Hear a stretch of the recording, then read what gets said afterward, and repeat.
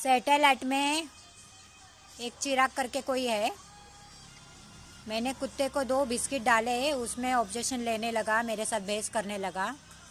पूरे दिन भर सोसाइटी में इतने लोग खाना डालते हैं, तभी मुंह फाड़ के बोल नहीं रहा है। अभी खड़े मैंने 2 बिस्किट मुंह में डाले, उसमें वो मेरे साथ झगड़ा करने लगा।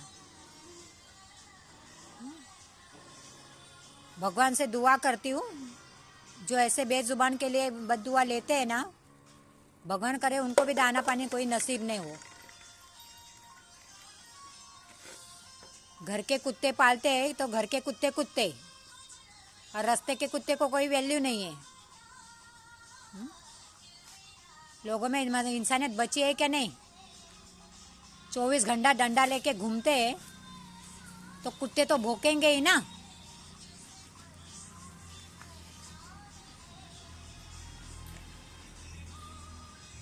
ये इन लोग की इंसानियत।